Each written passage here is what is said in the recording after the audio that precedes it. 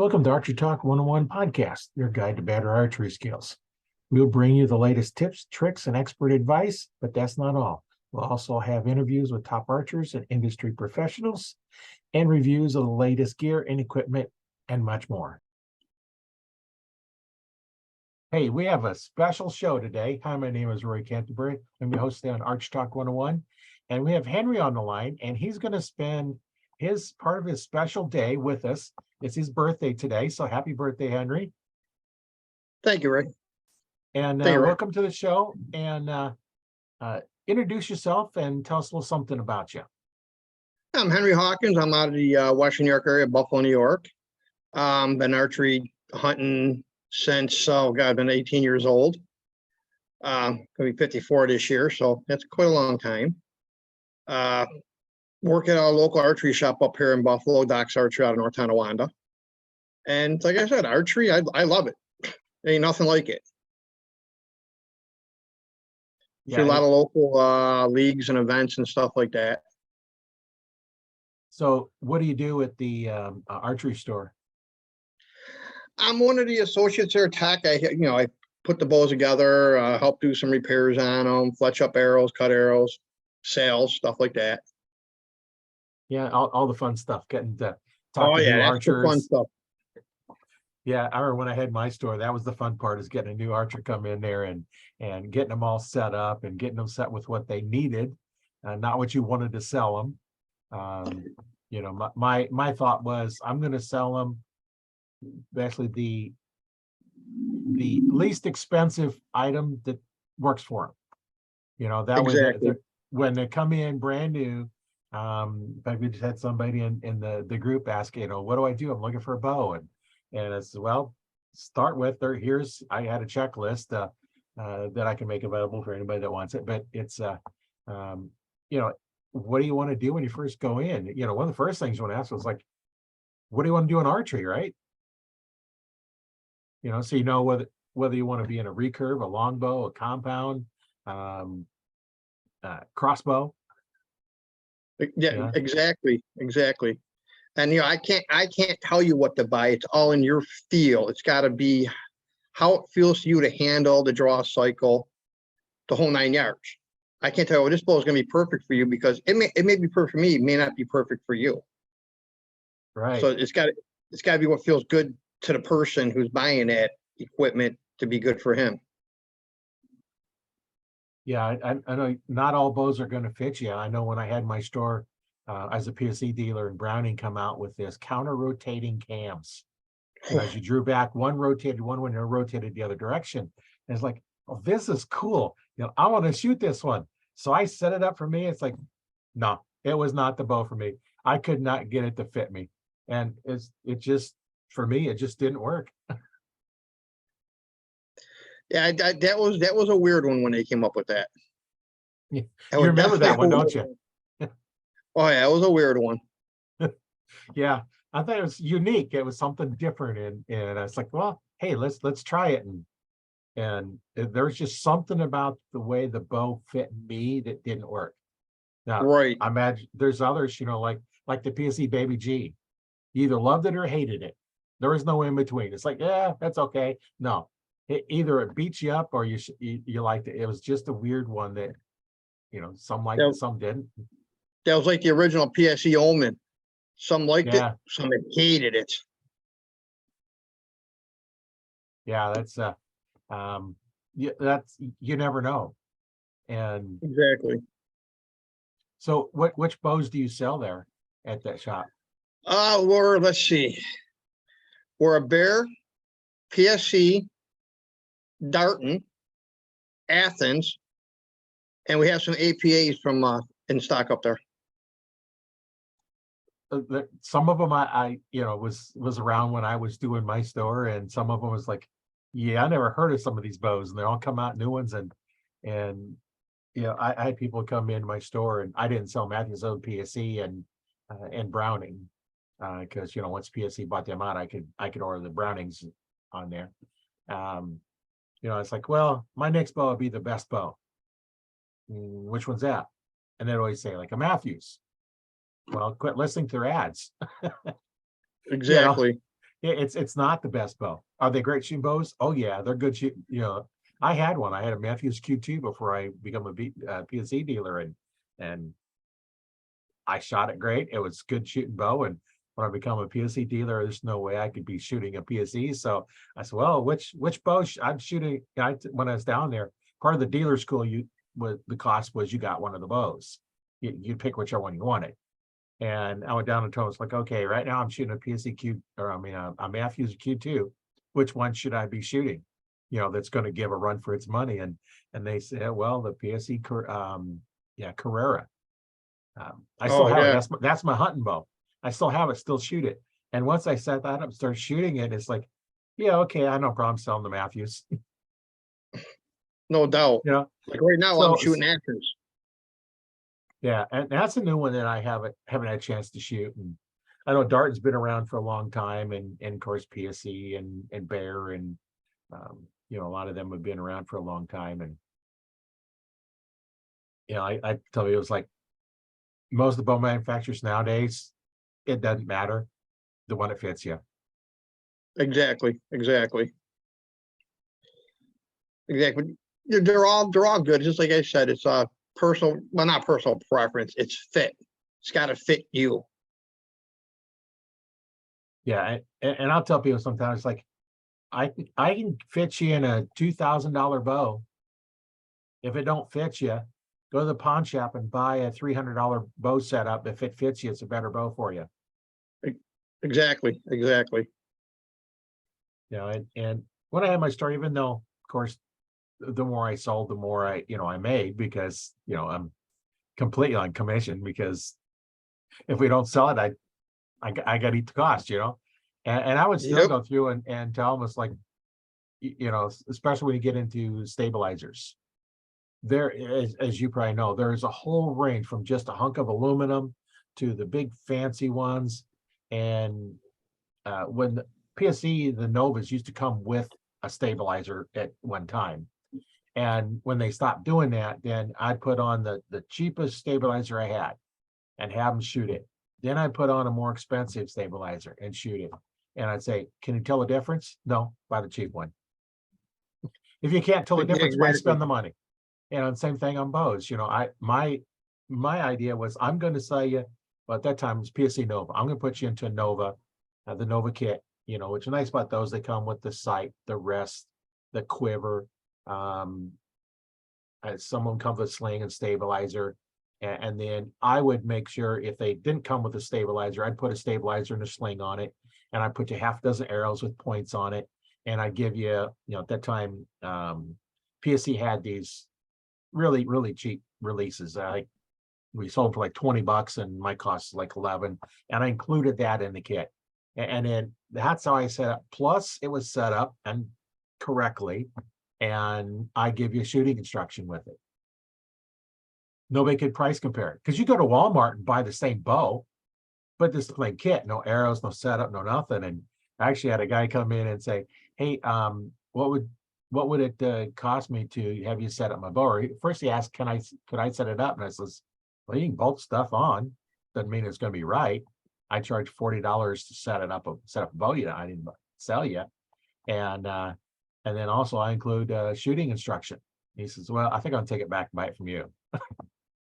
Yeah, we do the same thing up there, docks. After you buy the bow from us, we set up and whatnot. And then when you come in to pick it up, go out on a range. We show you how to shoot it, any final little adjustments and stuff like that to it, Yeah. And make sure you're sighted in before you walk out of the shop.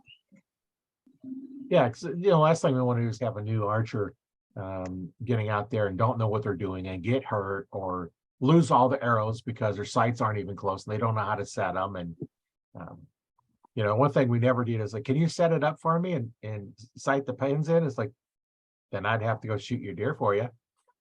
Oh, Exactly. well, yeah, because it's set up for me. I can get you close, but I can't get you right on for you. Right.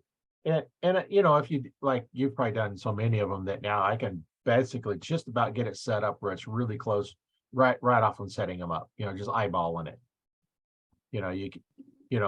I can take, what I used to do is take a look at the string, center and riser, center the arrow so that I looked right straight down there, take the pins because you're using a peep, line them up with all that. And now the left and right's pretty close. And then you can, the up and down, especially what you had to do. And, out of the box that way with the basic setup, from doing so many of them, I knew basically how to get it set up and at least get you close. Getting at least hitting the target bell, you may be a foot or so low, but still at least you're hitting the bell and we got somewhere to work with. Right. And each anchor point's gonna be different depending on where you anchor. Now, I always thought with the wrist strap, taking the knuckle, right there at the hand and putting that in back of the jawbone right there at the pocket of the ear, and that's a good starting point. Now we adjust.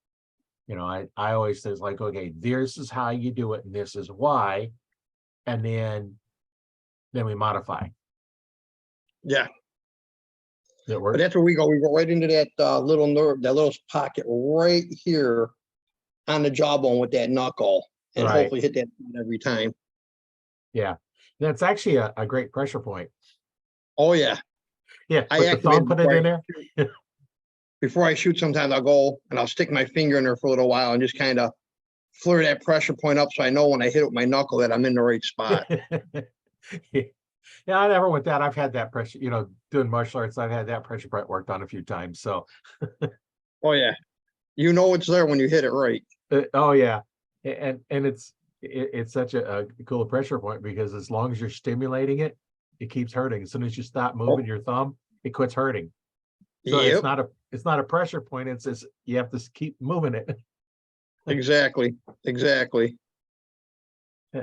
Kind of fun things, and the way I teach, I've kind of incorporated martial arts. I did Hapkido for about 20 years, and now I'm probably a little bit too old to do too much of it anymore. But I incorporated what I learned when I went to school and learned the back tension release, and then incorporated that along with the martial arts, and then that's how I teach. I've combined them into, because body mechanics is body mechanics.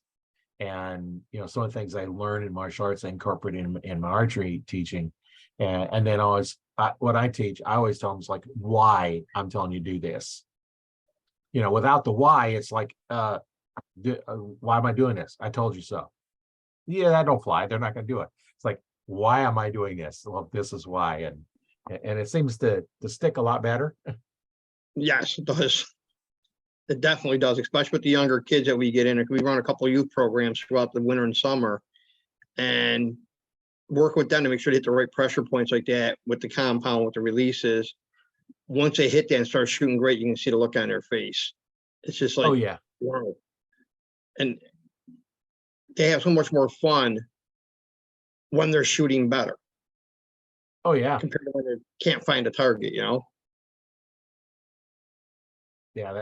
It's definitely better when they hit the target. The nice ones is when somebody comes in with somebody else that's looking at a bow, and they say, hey, you want to shoot one? It's like, nah. It's like, well, let's set one up. Let's just shoot one arrow, and then they finally agree. Okay, I'll shoot one arrow. And as soon as that arrow goes on, it's like, ooh, this is fun. Can I do it again? We get that a lot, especially with the recurves. We do a lot of recurves up there. And, a lot of our lessons are done with the recurve. And, a kid and a mom goes, can I try that? Next, she's buying the kid a ball, and a week later, she's buying herself a ball so she can shoot with her kid, Yeah.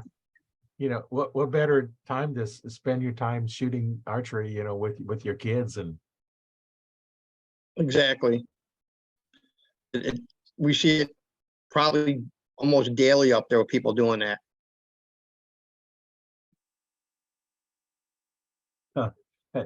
James, one of the guys in the group, says that you're never too old. It's just that stuff doesn't quite work right. You're right. You're never too old to get into archery. Yeah.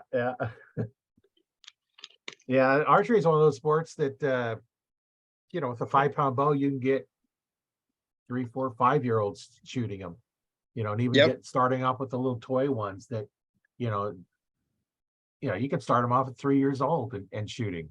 And I know my youngest, he started when he was in Cub Scouts. Actually, probably he started shooting a lot of archery probably 20, almost 23 years ago now. And he'd come down to the range, and he was like 5 years old in Cub Scouts, and he'd come down and he'd shoot all day long at the range, come down and shoot. And he had a whole pile of arrows, all the arrows that are too short for me or anybody else, you cut them down and you make them work. And he'd probably shoot 20 or 30 arrows and then go pull them, and then shoot 20 or 30 arrows and go pull them again, and do it all day long. And had a lot of fun doing it. And I even had his Cub Scout back come in and shoot one day. They had a lot of fun. Oh, yes, that's when we get Cub Scouts and Girl Scouts come in, and some of these kids have never touched a bow a day in their life. And then at the end of the session with them, can we come back and do this again? Smiles on their face, laughing and giggling, the whole 9 yards. It's awesome watching them do that, From never touching a bow to hitting bullseyes and wanting to do it again. Yeah. It's just, you got them hooked. That's the point. You get them hooked. And in my opinion, kids and younger adults are the future to this archery business. Right. Yeah, I know that, the kids can learn, a lot more than what you realize they can. I know when my son was in Cub Scouts, we went out to the scout camp up here, and of course they had archery up there, and the guy running the range, my son's on the range, and I'm not really paying attention to him because he knows what he's doing. And in fact, one time, they always had to have a parent behind him, and I was like, I let some other parent go behind him, and I picked another kid. I went down so I could help him out, because I think my son probably knew more than the guy standing behind him. But they just had to have an adult behind him. And I remember one time he was up there shooting, and he raised his hand, and the guy comes over and is like, "Yeah, Jerry, can I help you?" And he says, "The knock point's off on this bow." He knew enough as a 6-year-old to know that the knock point wasn't right. Wow. Wow. Yeah. Yeah, it's one of those things that he'd shot enough, he knew where it's supposed to be, and it wasn't there. And he knew something just didn't feel right to him. Yeah. And I was expecting to shoot really well, because he always shot really well, and it was a lot of fun. And when I closed my store, I took a lot of my traditional type archer equipment, the arm guards, the gloves, tabs, and took it up to the scout camp and said, "Here, you can have them." Because selling wasn't gonna do much good, because I sold a bunch of my releases, my Scott releases, on eBay, and they went for like $10 a piece, and that was probably a third of what I had to pay for them. Nobody Right. really wanted them. So if I'd have known that, it's like I took them to the one archery store and sold him for half of what he's gonna pay for him new, and I'd have still made more money. But you learn once you put them out there, and then it's kind of hard to back out. But that's why I don't do the eBay anymore. eBay's funny sometimes with stuff like that. You just figure out how can they sell something so cheap when you work in a business, know what it costs, but how can they sell that same thing online as cheap as they are? Yeah. Sometimes, or expensive they are, Yeah, it could be that they went, like when I closed my store, somebody come in and says, I'll buy all your archery equipment here, I'll give you 30 cents on a dollar, and I'll buy everything all in one shot. And sometimes if you're closing, it's like, well, okay. And then you sell it, and then they can sell it for half the cost of a new, and wholesale, and still make money. Right. That is true. I know I've been in the outdoor business, probably majority of my life, and worked at a couple of bait and tackle shops up here in the Buffalo area. And shops I worked for, they bought out a couple of stores that were closing down. They did the same thing, and then they come back and they can sell it at shows and trade events at a third of the cost of what they sell them in their store, and still make $1 off it, Right. Well, that's just business. Yeah, exactly. Business. You buy wholesale and sell retail, and anytime you go buy anything, you're paying retail. That store owner did not pay that for it. But yeah, it's a 40 or some odd % markup on everything. Yeah. Well, and then when I was in the roller skating area, if you paid $100 for an item, you sold it for $200. You doubled your money. And, Yeah. you know, other places aren't that quite of a markup, and other things are, you know. It depends on what you can buy exactly. it for. And when you can make a little bit more money on it, and you know, not gouging them on the price, you know, if the price sells for $100 and you're trying to sell it for 150 or 200 because there's a shortage on it, that's I think that's kind of a not a good way to do business, because then when they come back down, everybody remembers that you tried to gouge them. Exactly. Exactly. Yeah, and I remember one guy one time, he says he's this guy come in and says, yeah, I don't remember what the guy's name is. He sent me in here because he said he knows that I won't try and oversell him, because some of the archery stores would oversell them, especially those that the salesmen are working on 100% commission. So you've got a $20 item and a $50 item. They're going to recommend the $50 item because they make more on their commissions. Yeah, where Right. I'm not going to push you into something that you can't afford, something that you're not going to know the difference. You know, we talked about on the stabilizers.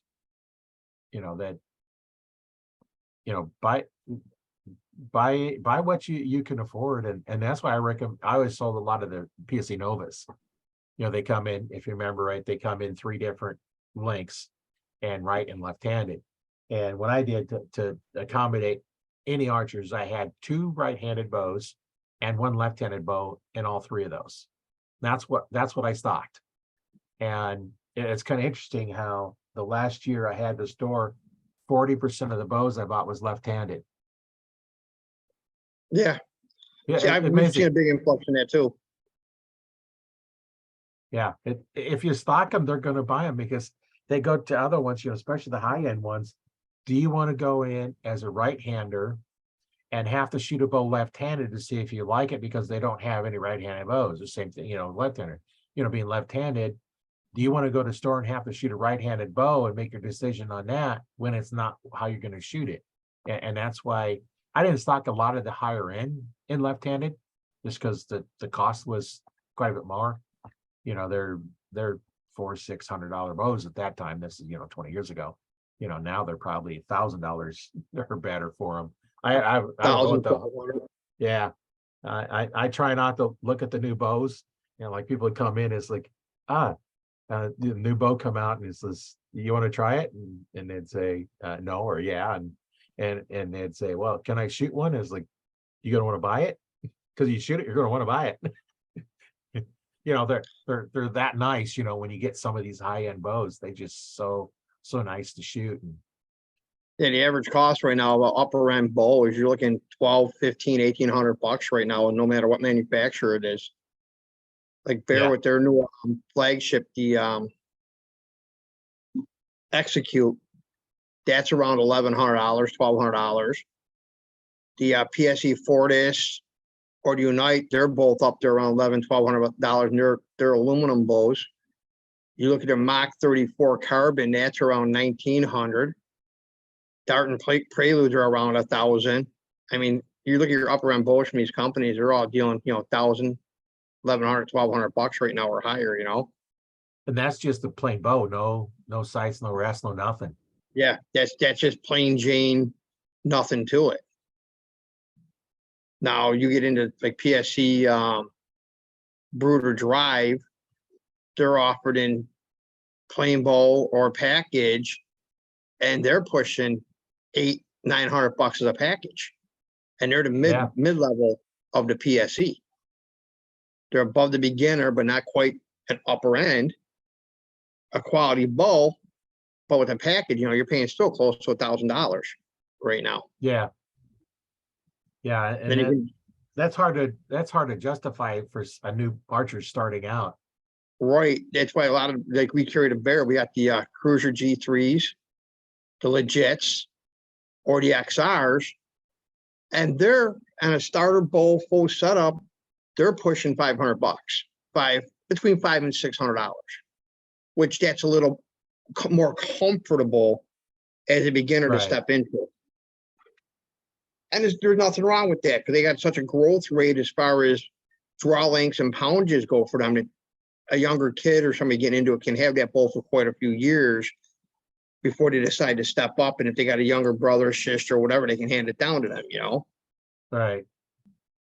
And you know, there's nothing wrong with going to a pawn shop and buying something that fits you, as long as you know what you're Right. doing. You know, Like find out what you're doing. we had a girl come in the other day. She had a bow gifted to her. Draw length on, I forgot what bow it was now, but draw length on it was 27 to 30 inches. Draw length. Took her over and measured up. She's got a 24-inch draw. I'm like, I'm sorry to tell you, there's nothing I can do with this for you because right off the bat, this bow is 3 inches too long for you. I can't get it down to your draw length. And you can shoot the way it is, but you're going to be way behind your head, which you're released to shoot, and you're not going to have proper form. And you're not going to like shooting it. You know, it was one of the situations that I didn't know what to tell the girl. She's a younger girl, probably maybe 20 years old, just getting into the sport, and the bow was given to her. And she asked me for suggestions, what we had, and I showed her the G3, and she was going to bring her father in before the end of the month to take a look at it and see what they thought about, but she's really considering buying a new bow because of that, because she wants to get into it. Right. Then she started showing me trail cam pictures of her property up there where she's going to be hunting, first time getting into the archery hunting. She's got a couple black bear on there, a couple nice bucks hanging up on her property, and the one bear is, she's gun hunted, but she's never archery hunted. The one bear is like 15 yards in front of her camera on a daily basis, in front of her tree stand. I'm like, that's going to be a nice bear, probably a 200, 250 pound bear.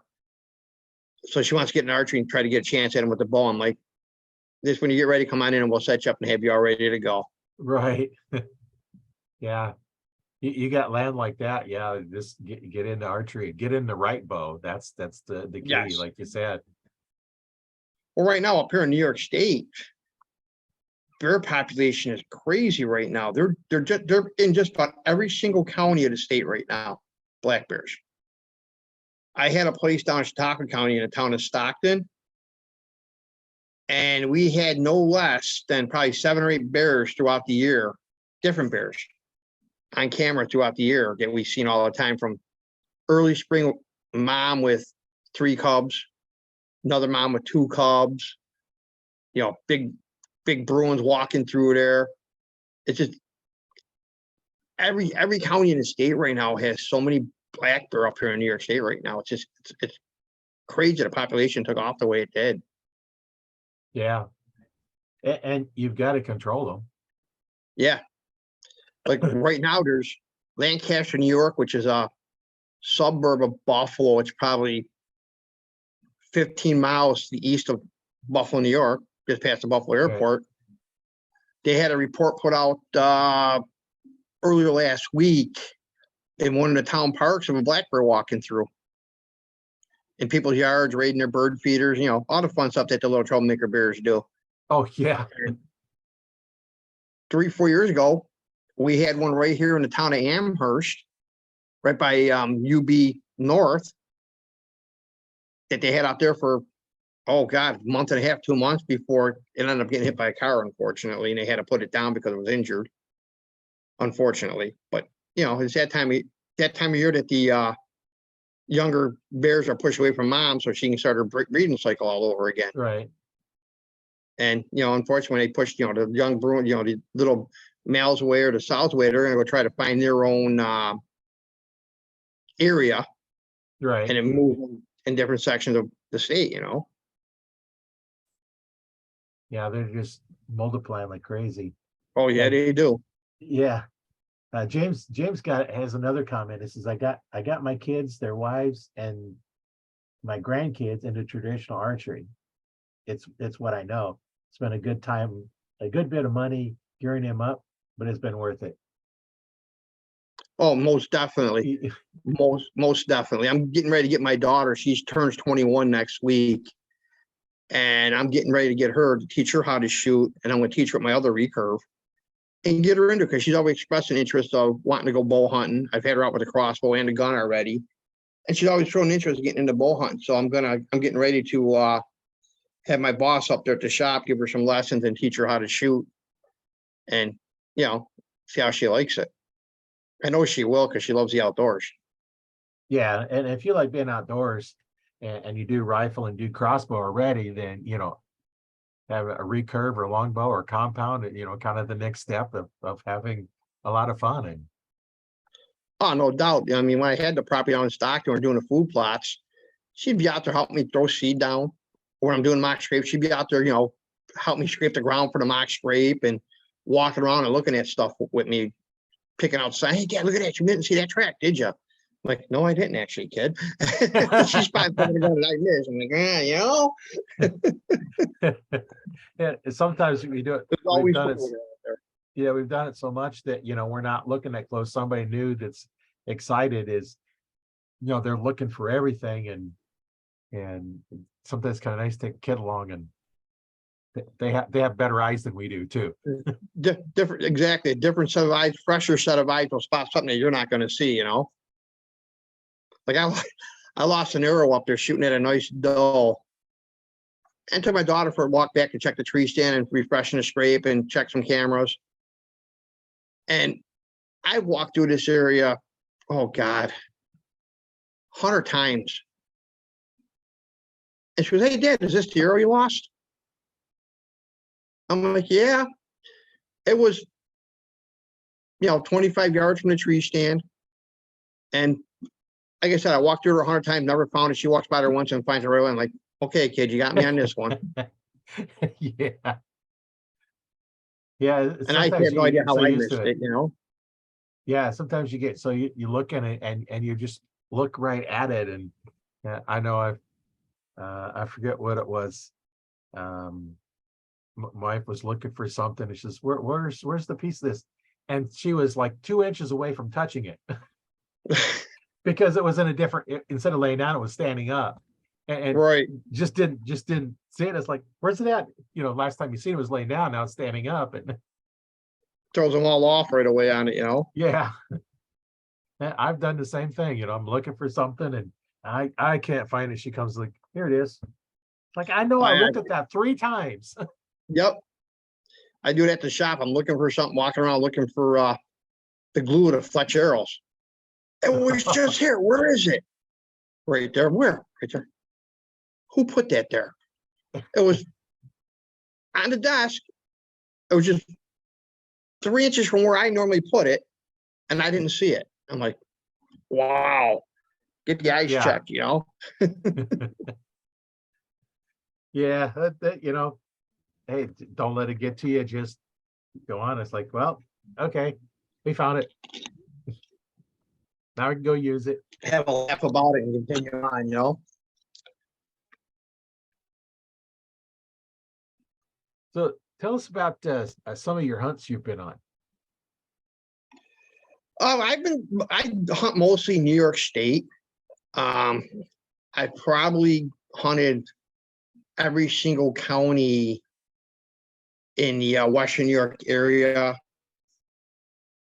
from Niagara County down to the Pennsylvania border into Allegheny, Steuben counties, Cattaraugus, Wyoming, Genesee. I hunt mostly whitetail, and this is actually right now my favorite time of year to prep for the upcoming hunting season. Be it, I have cell cameras in the woods year round. I run them on video. I don't do still photos because, a still photo will give me a picture of the deer. Right.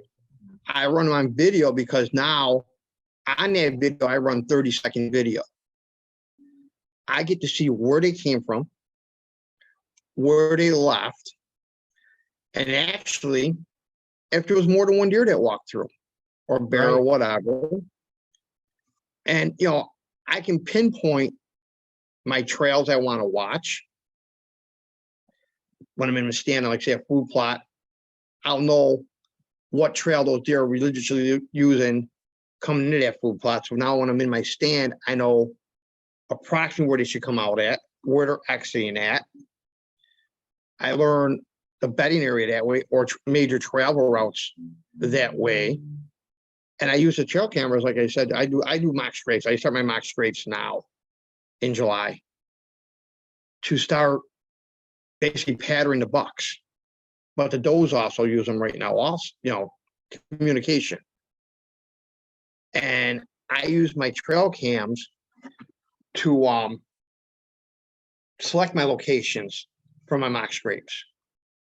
And if I know the property I'm hunting as well as I should, I'll take over last year's scrapes, the natural scrapes, and I'll use my buck urine this time of year, which I use. I prefer Antler Ice, which is another New York State-based company around in Cattaraugus, New York.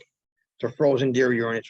It's awesome and stuff works. Trust me, it works real well. And I'll freshen them up every couple of weeks, but I'll go to old scrapes from last year, clean them up, throw some the fresh buck urine down in it. And I've literally had within 15, 20 minutes from me setting that scrape up of deer on the scrape already. And I'll just monitor. I got a notebook.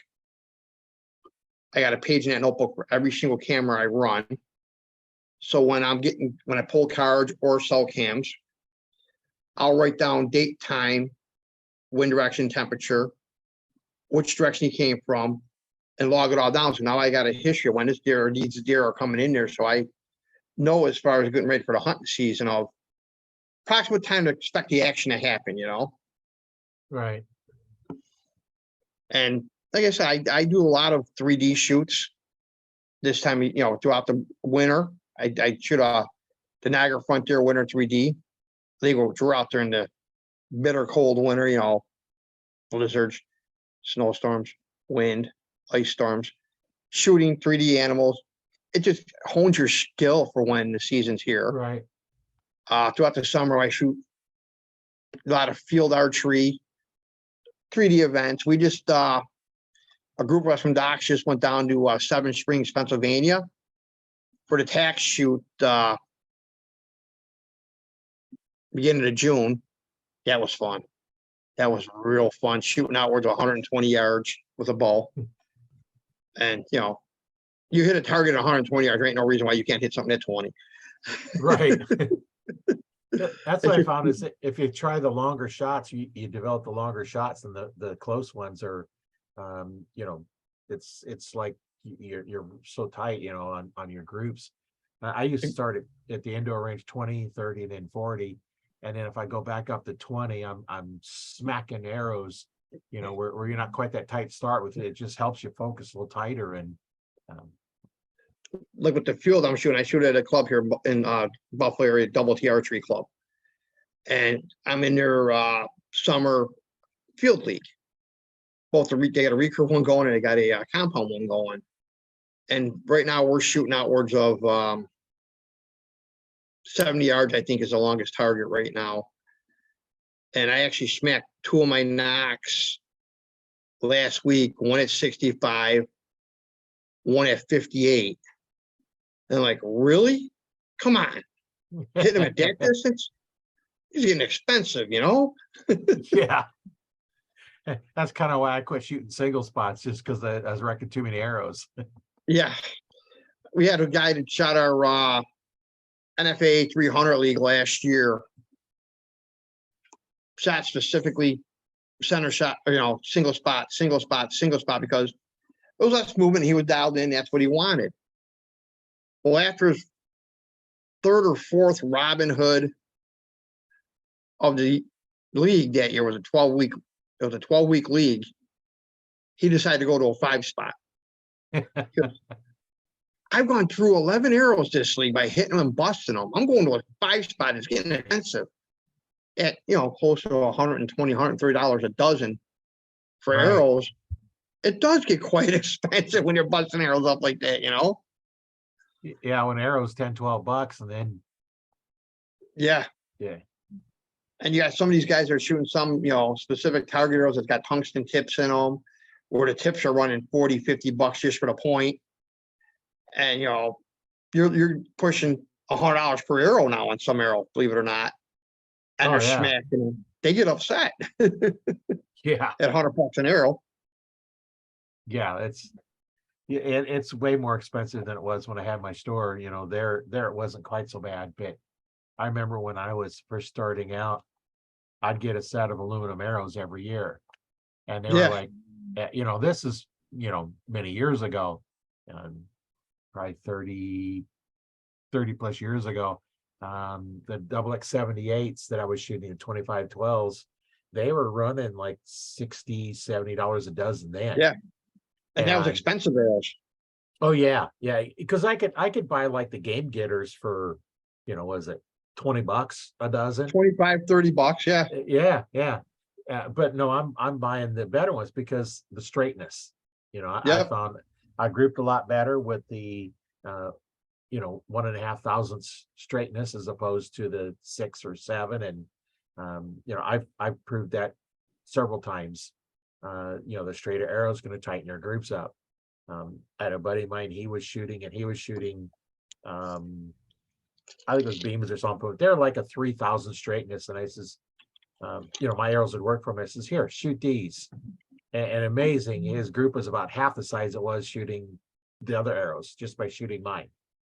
And you know, they weren't really spine for his bow, but they were, you know, that's when we were shooting carbons, and I was shooting the PSE carbons. That's still all I shoot because when I closed my store, I kept all my Comp Pro 300s.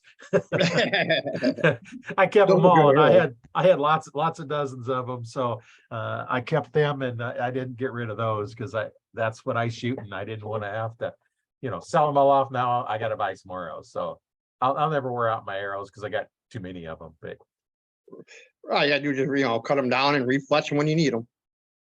yeah, I've got a lot of them all fletched up, and I would fletch them with a reflective white wrap below the fletching, Yep. because then the flashlights would catch it.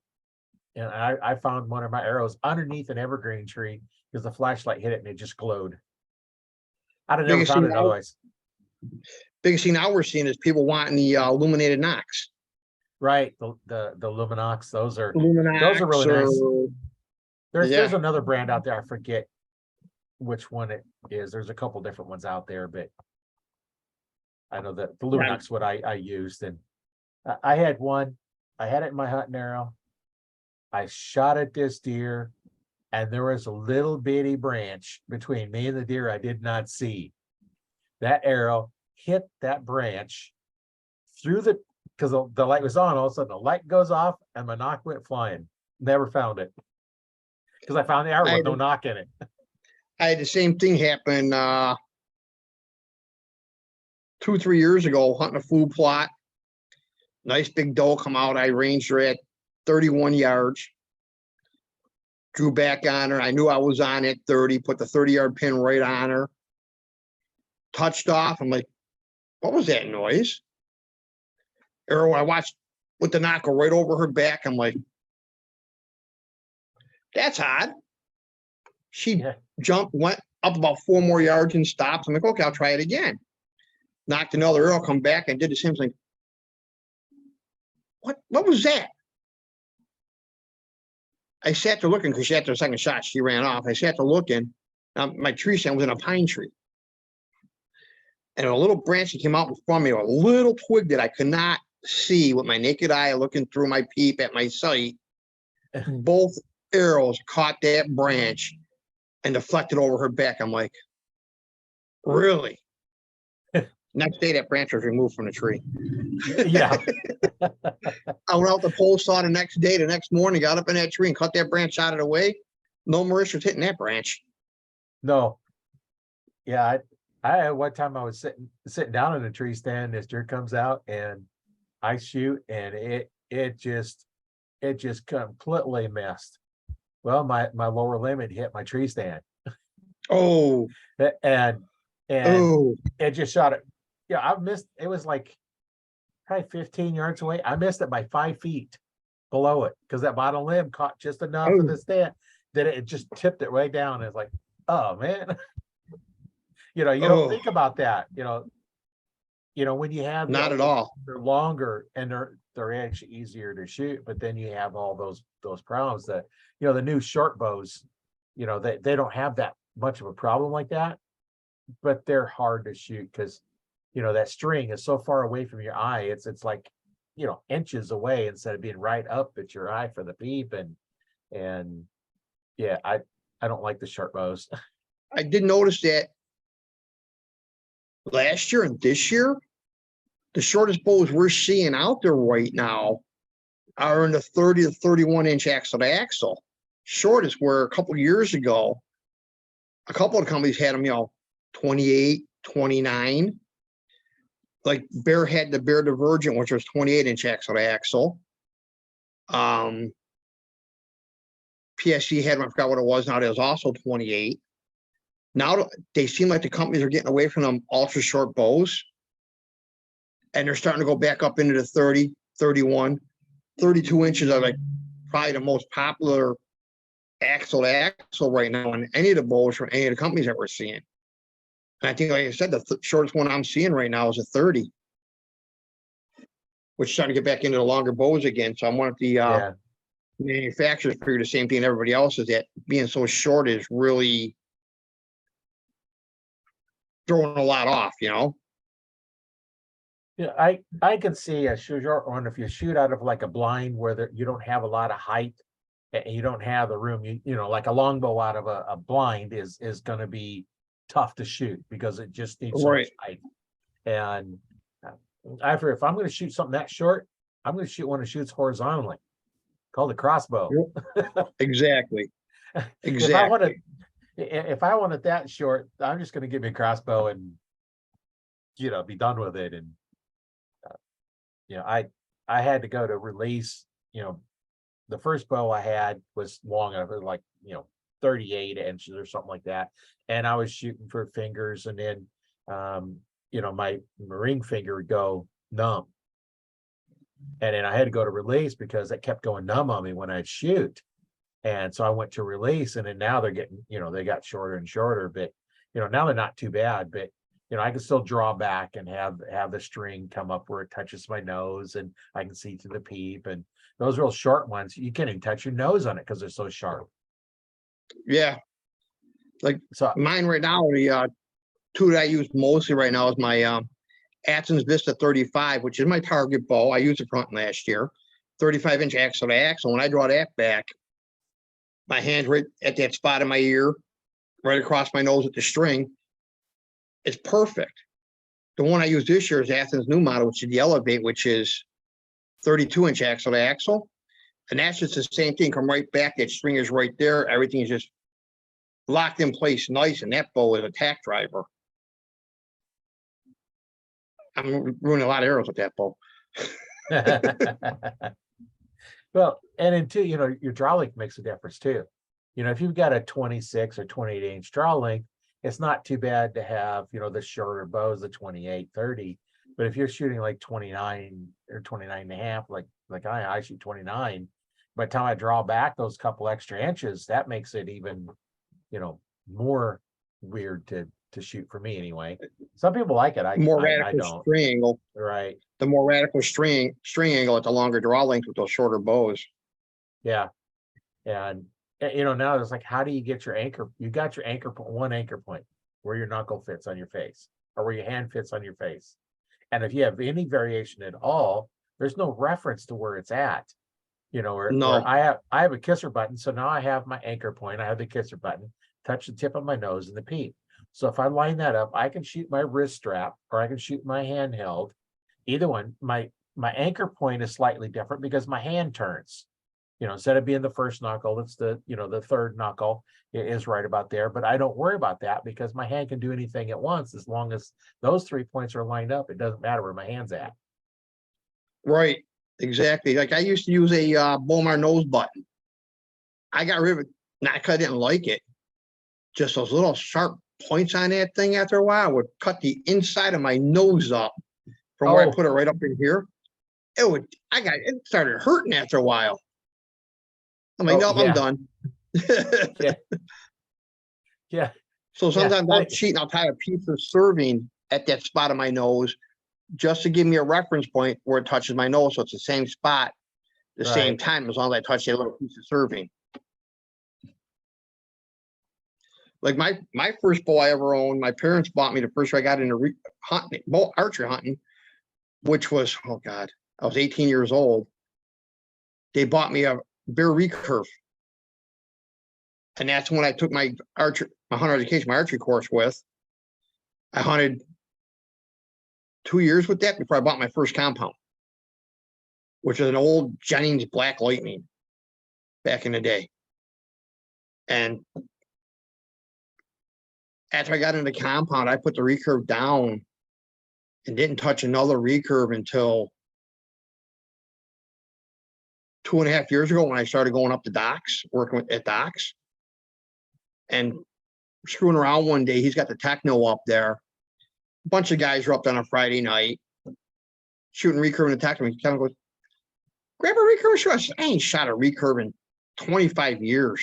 He goes, grab one and see what happens. I went out on a bail. I'm like, wow, I didn't forget. I'm hitting center of the target decent. Turn around and I went into techno. I had a blast.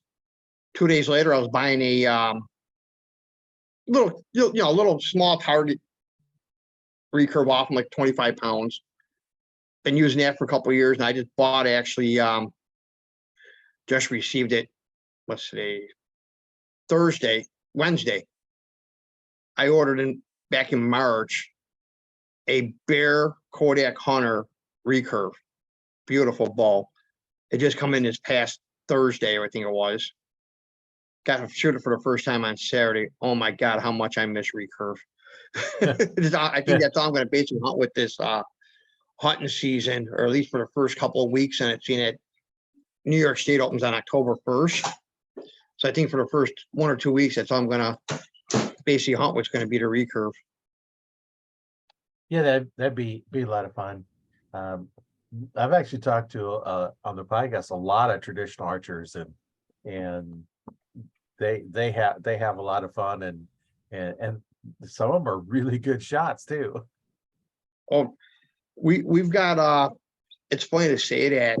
It seems like the traditional archery is really making a comeback, and we've got some guys up. We did, matter of fact, the one league I just won up at the Partners League. I just won up at the docks.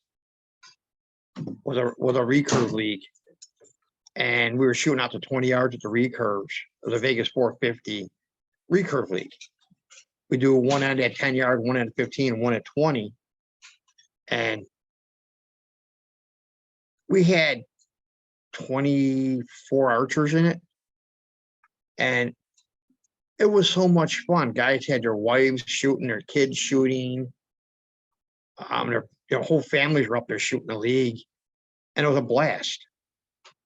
And now we got the one club lunch has got a field eagle with a recurve that I'm shooting out to 20 yards. And it's so much fun hitting a target with a traditional bow with no sights instinctively out to 20 yards. There's nothing like it, getting back to the basics.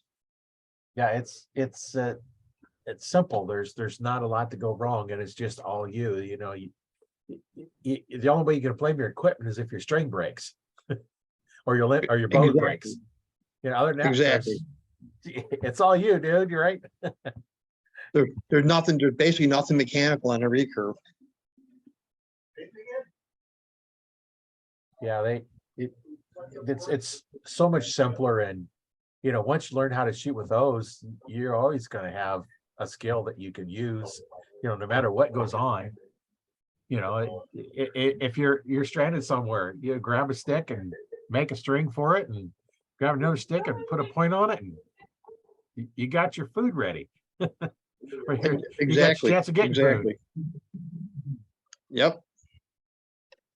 So yeah, it's been a lot of fun talking with all the different archers, and it's amazing how many are shooting traditional and what they're doing with that realm. And then you have the compound shooters, and it's amazing what they're doing, and in that realm. And there's just so many options for archery that it's just there's something for everybody in archery.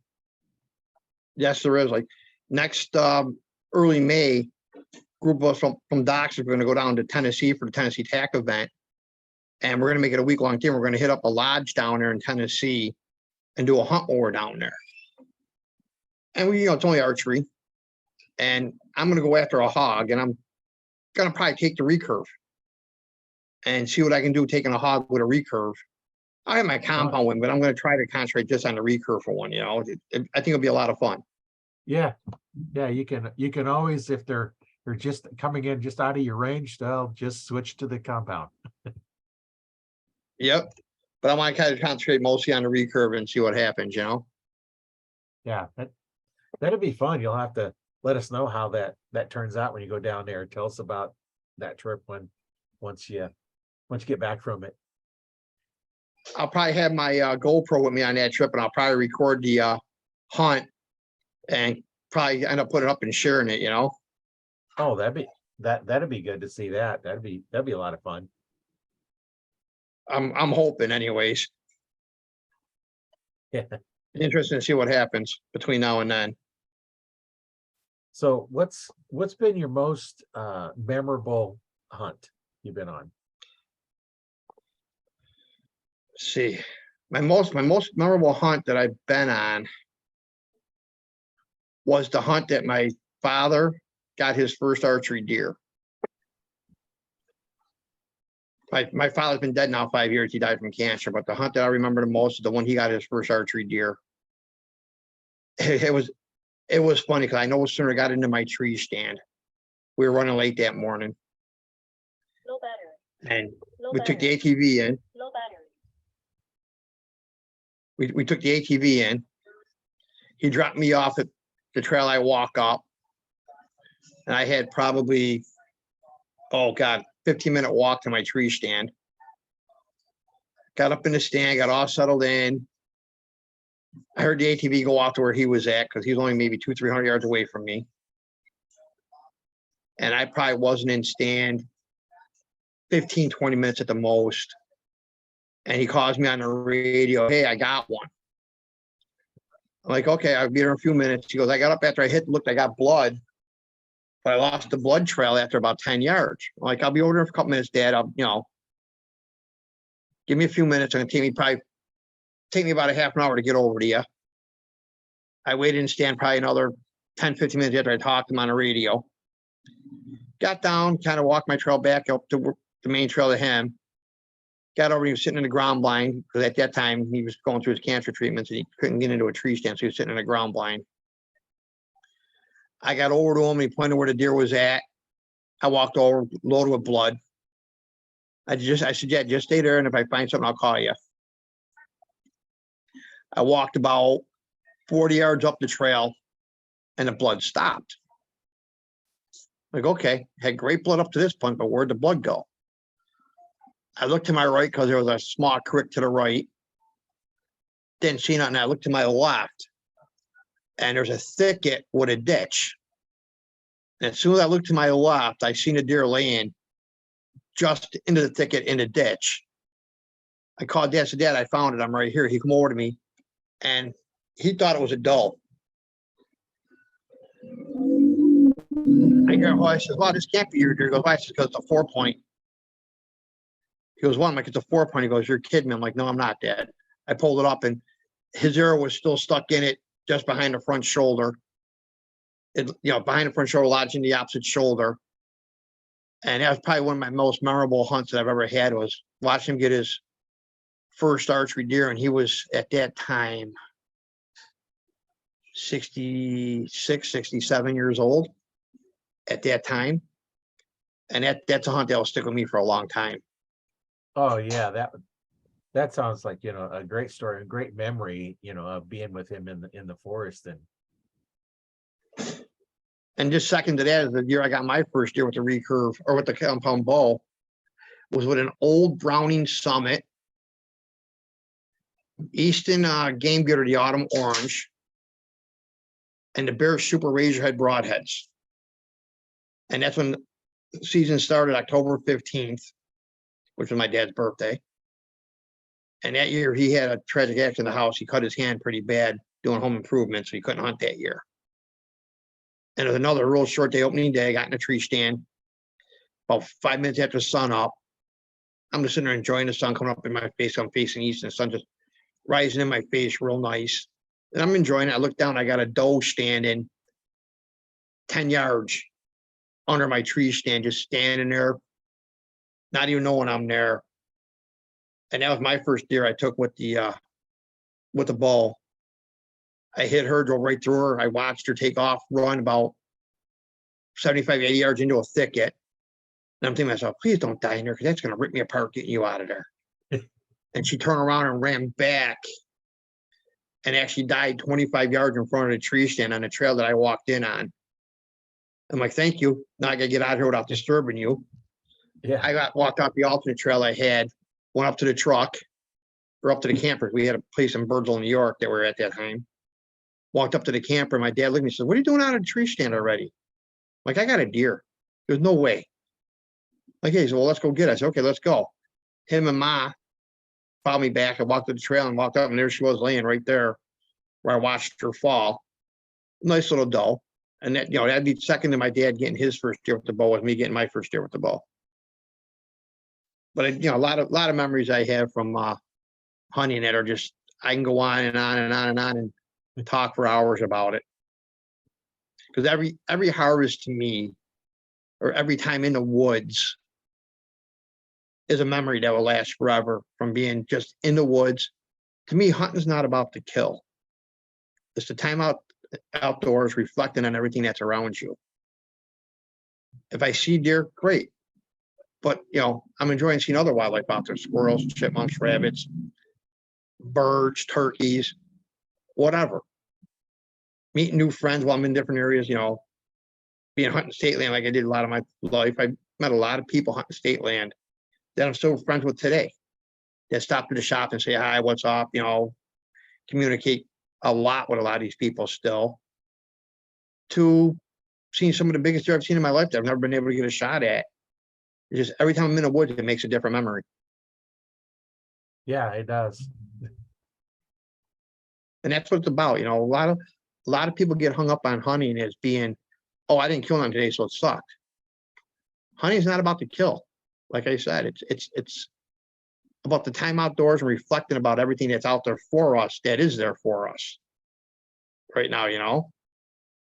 It's being one with the nature, fresh air.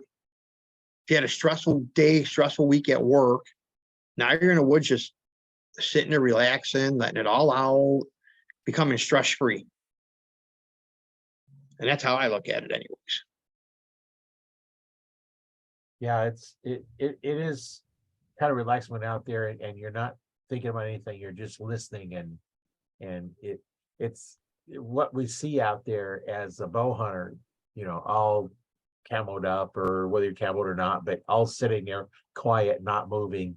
It's amazing what happens out there in the forest that, unless you're a bow hunter, you don't see. Right, exactly. It's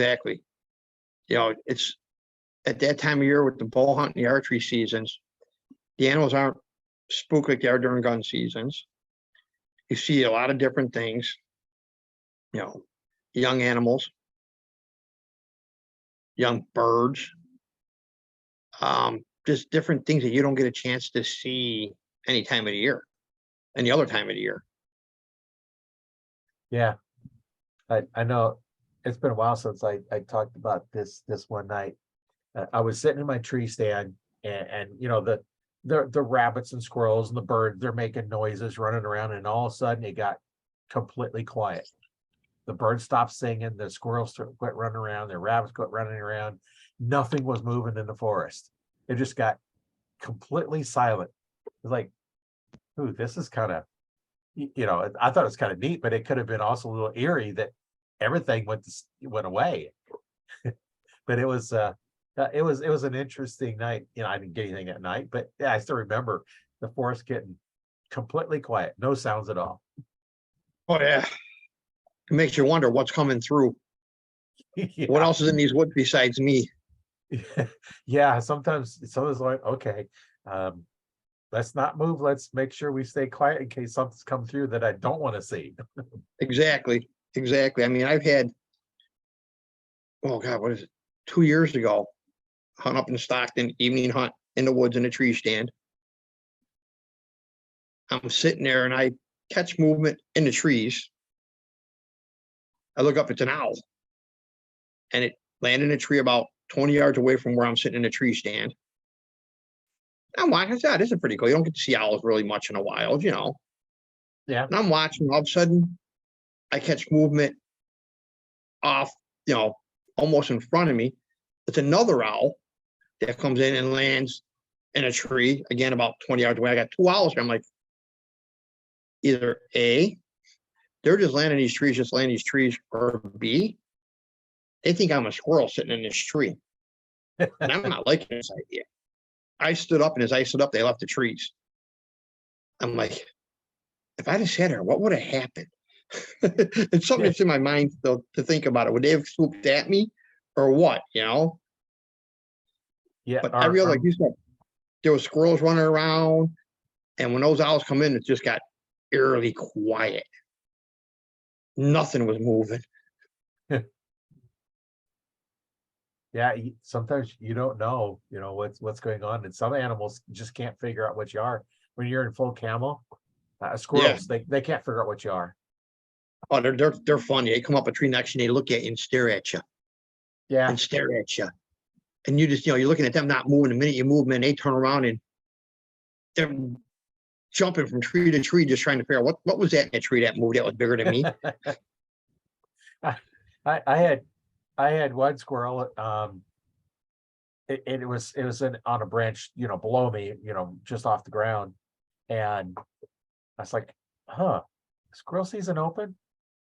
So I reach in my pocket, pull out my wallet, open it, pull out my things. Oh, squirrel season's open because I have my hunting tag. So I put it back in there. Squirrel's still watching me the whole time.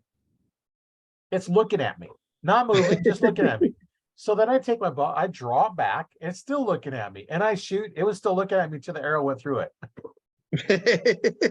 I had dinner that night. It wasn't deer, but it was squirrel. Yeah, they're funny sometimes. Those squirrels, they're just, they can't figure out what you are, all the movements you do, and everything else. They just actually, I think they think you're another squirrel in a tree. They don't feel threatened. Yeah. But when you're walking through squirrel hunting, if you're not in camo, they hide. You got a shotgun. Sometimes you got to shoot just to get them to move so they can. Yeah, you got to make moves, hit a tree or something, just to get them to move to figure out where they're at. Yeah, they recognize you as a threat, whether you're just walking through or not. You'll see them scurrying around and running up, and when you're in full camo sitting in that tree, they don't know what you are. No, they can't figure it out. It's weird that animal can't figure out. But then other animals, like a deer, you get movement, they're gone. They don't hang around. And sometimes you only have to move for some reason. I think they can see you blink your eyes. Yeah. Sometimes, or was wearing glasses. If we move right, the light might reflect off our glasses. And then you see that. But that's why my arrows are black because they're carbon, and I never really cared too much whether my arrows were camoed or not. Now my aluminum arrows were camo just because the .78s come in camo. Right. Didn't really matter, but I always figured at the point when the deer can figure out you don't have camoed arrows, you're already in trouble anyway. So exactly. If they can figure that out, I don't even want to be in the woods no more. No, I on mine, I have a receiver that I can screw into the tree, and then I have it that my quiver fastens onto, and then I get the extra receiver because I have the PSE quivers, and I screw that in the tree, and I take my quiver off my bow, and I hang it up where I can get to it really easy, with my right hand. So I have one arrow on me, and I don't have any quiver on the bow because that's not how I sighted it in. And now that I don't have to deal with the extra weight, the arrows get in the way. If I need another shot, I can just reach back, grab the arrow, and load it. So I always went with it off of there. So if they're not going to see the fact that I don't have camoed arrows because they're sitting on side of the tree. Now I might see the reflective wrap I have on it. Those watching, you can see the reflective wrap when you hit a flashlight on it, it really glows. Oh, yeah. Now, are people watching? Are people see this? but you can see, you know, how much that glows just, well, this light's too bright. It's sitting at a little dimmer light. It kind of glows. Yeah, you can't really tell. I thought maybe I might be able to see it, the difference in her, but I use those on my arrows and they shine up really nice at night. I suppose if I turn the lights off in here, it would help, but I got the overhead light on. Yeah, I know a lot of people going to wraps like that with the fluorescent wraps or the wraps like that will reflect light. For the same reason, you know, they don't want to use the Luminoc or anything like that because the weight of Luminoc is like 15 to 20 grains heavier than a standard knock. Yeah. So, you know, they're trying to stay away from the weight. So that they're starting to go to reflective wraps on their arrows or real bright wraps on their arrows that do not blend into anything else that's in nature like that. Right. And like you said, it's easier to find if you miss an animal or you happen to go through the animal, you can see that bright color better than what you can anything else. Right. Well, and I cut them in half. You know, they're twice as long as this, and normally you'd put them back here at the knock and then fletch over the top of it. Well, I don't like wasting those. So if I'm going to refletch, because you know, having my own store, I've got plenty of fletching jigs. But if I'm going to refletch, I don't want to have to cut the fletching off and cut through the wrap. So I put it down below it, and then you can still read, you know, on this one, it's down even further, but on most of them, you can still read what the shaft is. So you know what spine it is and everything else. This one is not a wood arrow, it's a carbon arrow. It's actually Gold Tips traditional arrow. It's looks like wood, but it's not. Great. We saw a lot of those for the traditional guys with the recurves. Love the look on them. Right, it looks like wood, but you've got the advantage of being carbon and still Yep. looks like wood. As long as your bow can set up to shoot them, why not, right? They're not as heavy, but if you A lot of your tip traditional up guys to love help, those arrows. that's What's what my that? son shoot. That's what my son shoots out of his compound. Really? Yeah, well, they're carbon, so they'll take a Right. compound. And Yeah, it's that's just kind of true. weird. That's true. Looks like a shooting wood, and but he's not. He's shooting a carbon arrow, and yeah, that's one thing you don't want to do is take a compound bow and shoot a wood arrow out of it. Oh no, they're not designed for that. No, they're going to snap. And I actually had a discussion one time with guys some places. Yeah, you can shoot wood out of compound bows, and I says probably one time you're gonna have wood in your arm. And he said, "Oh no, you can get a spine right." I said, "Well, okay, maybe if you have one of the old wheel bows that don't have a lot of let off, where it's more Right. like a compound, or even possibly like an Oneida, which is basically a recurve. You could probably out of those if you get a heavy enough spine, but you know, some of these new fast bows, that point would not even move. That arrow No. just it just snap. And With the kinetic energy the newer bows are putting out, that wooden shaft wouldn't have a chance. yeah, wood, and you know, I just don't like the faster bows because they're harder to shoot for most people.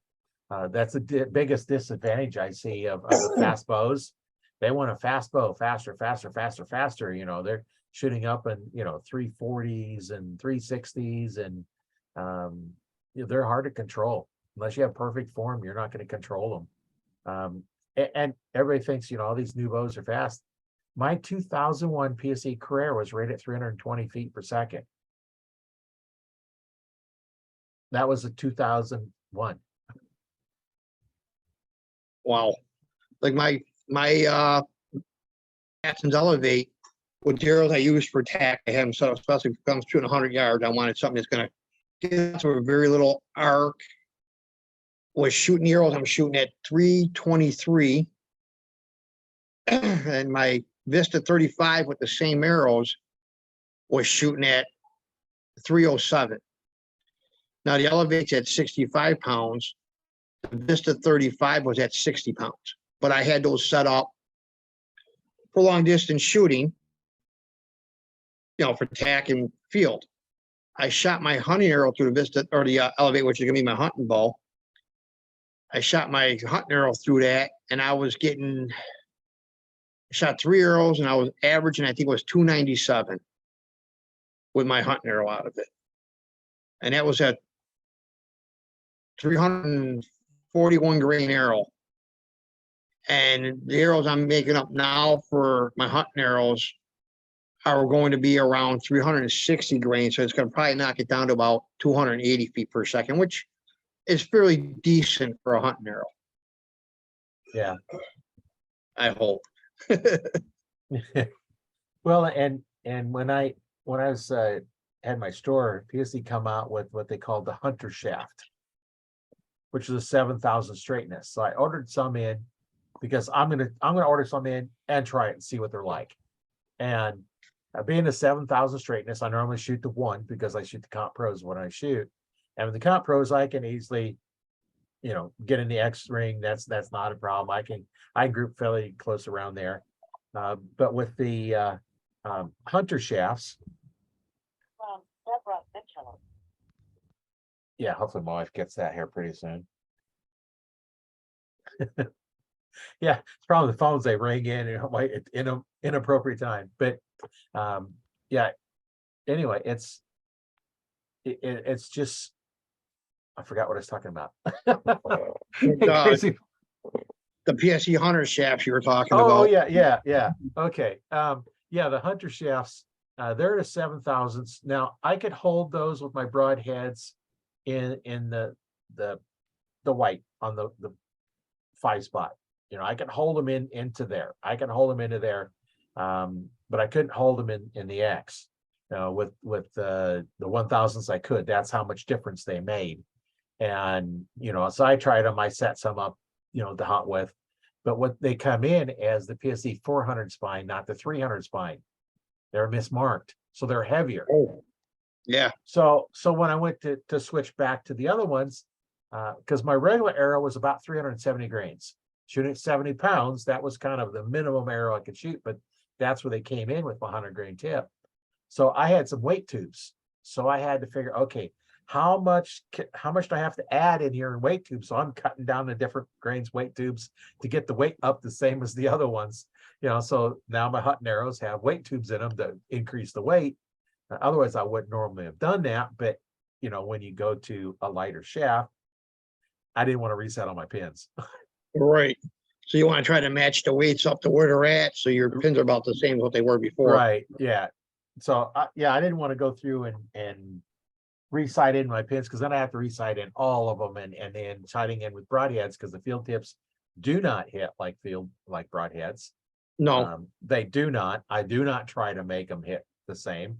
I try to get all my broadheads to hit the same. And I have mine, because I shoot a Muzzy 3-blade, and I have 3-blade fletching, or 3 fletching. I use 4-inch feathers. I've been using feathers since the 60s, and I just don't want to switch. I just like feathers. So I get those lined up, and I put a little cone shaped washer on it called a U-bar and an O-ring. And so I can adjust them and tune them. You can direct the arrows where they line up, and then I'll put a little mark on it so I know that they're always lined up, because they can turn easily if you pull them out of the shaft, pull them out of the quiver and turn them or something. Right. But so I was able to tune them in. So now I can basically drill X's with my broadheads. Yeah, the only thing I've seen that fly anywhere close to your field tip's a mechanical head. Right. And I like the Grim Reapers that I'm going to be shooting this year. I've shot the Rages, which I've had success with those. They don't fly exactly the same, but they're very close. Right. I may hit an X with my field tip, and I could probably be an inch or so left or right or high with the mechanical, and you just got, you got to adjust over. But then again, when you go back to your field tips, doing target or whatever, then you got to go back and adjust this and that and the other thing. It does get to be a little bit of a hassle back and forth with your sight, adjusting left and right, up and down at times. Well, what I told you, if you can't afford 2 different bows, buy a second sight. you know, for going for your target and your 3D and stuff, you know, you're gonna have a sight that you want there, have a simple sight that you want to use for your hunting one, and all you do is unbolt it, bolt it back on. And now Right. then you can switch between hunting and target and don't have to worry about resighting your pins in, because that's a lot of work. Yeah, the only thing you do on that when you redo that, 'cause I did that this year shooting the Techno up there. I had a shrewd scope on the one box I was using for tack with a lens in it, and shooting Techno, it's hard to see anything with a lens. And I had a single pin CB hybrid tactics sight that I had on the bow. So every time I shot Techno, I took the shrewd scope and the bar off the Vista 35, put the other sight on it, went out on the range real quick, made sure my zero, you know, just double check things before I Right. shot. Got a good one out, you know, shot my Techno, put the bar back on it, went over to the 20-yard range, made sure my 20-yard was back on, and I was good again. Back, and I did that almost for 2 months, switching back and forth every time I shot between the two different things I was doing with the same bow. It worked out okay. And just, you know, you got to do a little reassurance on it when you put it back on to make sure everything's lined up properly. Right. And then A I little had one tweak there, a time, little tweak there. yeah, I had one time, you know, some of them have the bar that you can move in and out, so you have it close to the bow or further away, and Yep. as I do it, and he'd had it one time and he'd take it off and put it in a different spot, and I says, you can't change the distance that is, it has to be the same. Because, oh, it don't make any difference. Like, oh yeah, it does. Yeah, it does. So I says, move it all the way in. Now, let's go back to 40 yards and shoot your target from there. Now move the sight all the way out. Now shoot. Like, oh, it does make a difference. Yeah, it's got to be the same distance, because that's part of when I had a program one time that would calculate your drop and everything on different ranges and what distance to shoot, and so it would measure from your knock to the sight, or to the bow as your draw length was. It measured from your eye to the pin, and it also measured the distance from your anchor point to your eye. So it knew how far up it was, how far the pin was away, and it knew all these dimensions. So it would know how fast the bow was, because you'd have to get a speed on it. You'd have to put on a chrono and get a speed. And then the weight of the arrow. So you'd weigh the arrow. So know the speed of the arrow, the weight of the arrow. It knew where you anchored, it knew where the sight was, and it'd figure out everything for you. Figured out the sight tape and the whole 9 yard for the bar. Right. And I was able to do that. I did it, and I set my pin, my 20-yard pin, on the 20-yard mark, and then I moved my 30, 40, 50, and 60-yard pin, lined it up exactly where it's at, and I went out and shot those distances, and I was right on. That's what we did up at the shop too, is we go, like I said, double T archery. You know, they got targets outside to 80 yards. We'd go out there and, you know, we'd get our marks, get back to the shop, get in the program, make our sight tapes, line up to the marks, go back out, little fine tune if we're off a little bit. We go back and look at the other tape on the list and go back and forth and do a few other things on it real quick, and Yeah. line everything back up and get them lined up pretty good. And, you know, my one bow is good out to 140 yards. I can get what my pin is on. So I yeah, have trouble seeing that far. So those long shots, it's all blurry out there, so I can't see them up there. oh yeah, it's fun. Yeah, it'd be fun to be able to take some of those longer shots, but you know, I got to go to a place where I can take those long shots, and first I gotta get, you know, where I can see the target. So that's the main thing, is seeing the target. But I like laughing with the long shots like that. It's like, oh yeah, I shot, now I can take a nap. Oh, I hit the target. yeah, you shoot and wait. Okay, let's just start walking down there, because I hit somewhere. I couldn't see it no more. Like the one target we had this year was 126 yard full size moose uphill, and it was a crosswind, and I aimed where I thought I had to aim for the way the wind was blowing, and as luck would have it, as I shot, the wind stopped blowing and I hit the moose in the antler. Oh, That's where I had the pin in for the way the wind was blowing for the, for the drop and wind drift, Right. and the wind stopped. It's right where my pin was at, was right in the antler. yeah, the wind stopped and that's where it hit. Exactly. I started laughing about it. Hey, at least it hit the animal at that distance. Yeah, that's a challenge. You almost need like a spotting scope to sit there and it's like, okay, where did I hit? Yeah, we all have binoculars out there and we're looking. I'm like, I'm in the antler. We all start laughing, having a good time about it, Yeah. Well, the long shots you have, that kind of stuff to deal with. Your really short shots, like a 5-foot shot. Yeah. Yeah. Amazing how many people can't hit a target at 5 feet. And I know when I had my sight tape on there, I had the tape and I looked at it, it's like 5 foot. 70 yards, shoot it for 70 yards. Yep. And sure enough, it was on a platform too. So you had an angle, you had to bend down, bend down, and then when you shoot, you had to have help back up because it's over so far. But I put right there where I knew it was supposed to be and shot and hit it dead center where it was supposed to go. Just like in the field archery league, we got the foot target, and right now it's 11 yards. The foot shot's 11 yards. Look at our sight tape, and for me to shoot the 11-yard target, I got to set my pin at 23 yards. That's on a 100 target. When we're shooting a field target, it starts at 25 feet and moves up, and the closer you are, like 6 feet. And at 6 feet, my sight tape, my guide is 92 yards for 6 feet or something like that. And people said, 92 yards, you sure? It's like, no, because your arrow, the way it flies with the arc, is still coming up at that distance. That's why you can shoot it how you can shoot it with the longer distance to hit where you're hitting because of the arc of the arrow. Well, and then too, your pins are up here at your eye level. Right. The arrow is down at your mouth or lower if you're shooting, like Olympic style where you're anchoring below your chin. That distance between your eyes and where the arrow is, that makes a big difference. I know when I was doing a couple of training videos, I'm down in my basement, and the ledge I have, it's a little bit high. It's like about head high. So I was like, okay, I'm drawing back. Okay, I'm looking to see where the arrow, because I can't depend on where the pins are because I'm at 10 feet. So I got to make sure I'm aiming high because I don't want to stick it in the concrete block wall. That gets expensive and dangerous when you're standing, 10 feet away. Yeah, an arrow can come back and smack you. Oh yeah. Yeah, it would come back and smack one of us because I was down there, my wife is videoing. So yeah, somebody's like, gonna get hit that wall.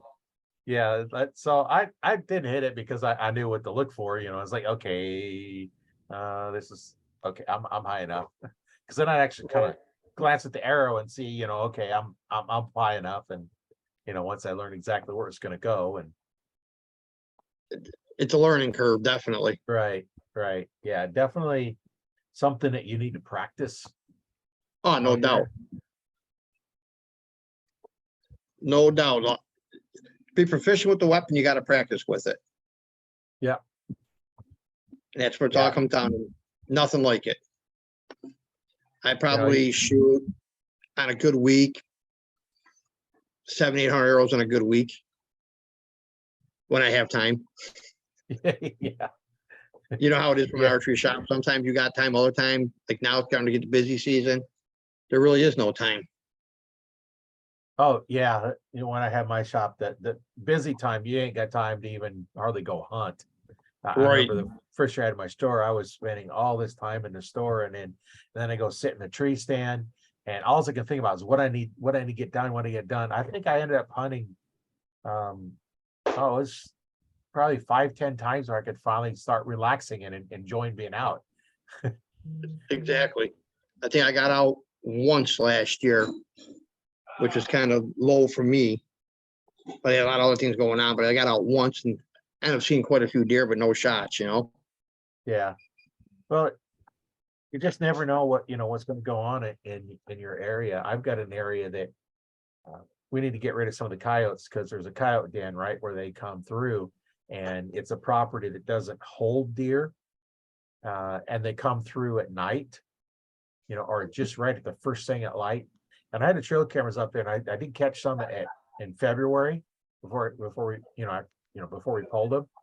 And they were there in the morning and at night, on a one day that there was a whole bunch of them there, and they're coming through there. So I just need to figure out how to get a tree stand, because we try to find a place for a tree stand, and there's just no good place for it, that's going to give you a decent shot. So yeah, we got to figure that out. Get rid of some of the coyotes so we can coyotes the are deer. Yeah, they're crazy. They're all over. We got them right in the city of Buffalo now, running around coyotes. I seen a couple the other night right across the street from my house. And I live on a main drag in the center of the city of Buffalo. I'm like, this is nuts. Coyotes this close to residential houses. This is kind of, these people have small pets and kids. I'm like, I'm not liking this idea. No. Well, and where I live, I'm kind of out in the middle between Omaha and Lincoln, in a little village of about 168 people. So we have a lot of crops around us. The village isn't that big, and we like to say a traffic jam here is 3 cars behind a combine. That's a good traffic jam. Yeah, the combine's wide enough, they're going to take a good part of the road, because it's just a single road going in, and right. No matter the 3 ways out, it's all single road or gravel road. So exactly, that's a good traffic jam, though. Yeah, I don't mind. The combine's going down. It's like, I'm not in a hurry. Like, just when they get a chance, they'll pull over far enough I can get by, and if not, they're not going that far, because it's only a mile out to the highway. And they're going to the next field down anyways, to jump on that field to do some cutting. So yeah, on the way out, there's a field on both sides of the road going out for that mile, and across the street's another field, and that's at one of the places we have to hunt, by the creek. And it's interesting when you live in a small town. You can leave stuff out, nobody really bothers it. There's times we left and forgot to lock the house. I was like, we didn't lock the house. In fact, we let the front door open. That's a nice porch. Like that. You don't worry about it. Definitely. Get in the big cities, that's not the case. Exactly. Big metropolitan areas ain't the case. You better lock everything up and lock everything down, because you may not be there when you got home. Oh yeah. We'd have to drive in great big pillars and anchor it down and everything else if we lived in a big city with some of the stuff we have. No doubt. Yeah, the boat would disappear, the 4-wheeler disappear overnight. We just leave it parked out front like one of our cars most of the time. See, a lot of the small towns around here, people living right out in front of their houses, in their driveway, doors wide open, garage wide open, sheds wide open. Nobody bothers nothing in some of the small towns. Yeah, it's pretty nice. Every once in a while we'll have something go on, but not too often. Yeah, it's not as often to do in big cities, that's for sure. No. Well, what are your parting thoughts that you tell somebody that's just looking to start out in archery? Go visit a local pro shop, talk to them, do some research. Your pro shop is the best place to buy a bow, because they're going to set you up right. They're going to set that bow up to you right, correct draw length, correct draw length, get you set up with the right arrows, the right equipment. And some of the shops will offer, lessons on how to shoot the bow.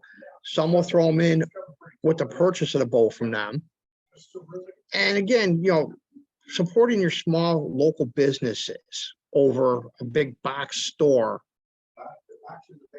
I promote, like I say, supporting a local business, your mom and pop shops, which most of these archery shops, pro shops, are mom and pop run stores, family operations. You're supporting them, where these big box stores like Cabela's, Bass Pro Shops, whatever, are corporate conglomerates. You're not getting the service from them places as you would a mom and pop store. The kid that's working at archery counter today is working a clothing department tomorrow. And he may not be knowledgeable on the equipment he's selling, trying to set up. He may set up, not saying he will, but Right. potentially that it's not being set up properly to you, then you're going to have to take it to a pro shop. It's going to cost you even more money now to have it Yeah. set up to you. So my biggest suggestion is go to your pro shop, your local pro shop, wherever you may be. Try as many bows as you possibly can till you get one that feels right in your hand. It feels right to you. Decide to make that purchase again from a local shop where you're going to get that one-on-one service and commitment from that shop set up to you. And if the equipment is set up properly for you, you are going to have so much more enjoyment using that equipment, shooting that equipment, and you won't get injured with it being properly set up for you. Proper draw lengths and all that stuff like that. And you'll enjoy the sport more. Yeah, that's kind of what I say, go to the pro shop because there's a better chance of having somebody knows what's going on. When you go to like Bass Pro and Cabela's, and I worked at both of them. Unfortunately, if you went to the Bass Pro when I was working there, we had 4 people that knew what was going on, knew how to work on bows. And then when I was at Cabela's, when I moved over to there, I was teaching the archery manager how to work on bows because he didn't know. And then another buddy of mine moved over, and then so we had people there that knew what's going on. But now when you go into last time I was in Cabela's, if you even had anybody in the archery department that knew anything, I had one guy I talked to, he said, well, I applied for something else and they said they got an opening in archery. And so, well, I shot a bow when I was a kid. So now he's selling bows. Yeah, exactly. Exactly. Yeah. Well, it's been great talking with you. I'm sure our listeners got some good information, and that's what always fun talking with different archers all over the world. And yeah, it's been really great talking with you. And happy birthday again! And go enjoy the rest of your birthday and have fun. Thank you, Roy. It was great talking with you. And you want to do another one? Sometime we can. I'm game for another one. And it was definitely a pleasure talking with you. And I appreciate the invite. And thank you for the happy birthday. And everybody else out there, happy 4th of July. Enjoy your 4th with your family and be safe. And have a great archery season, everybody. Yeah.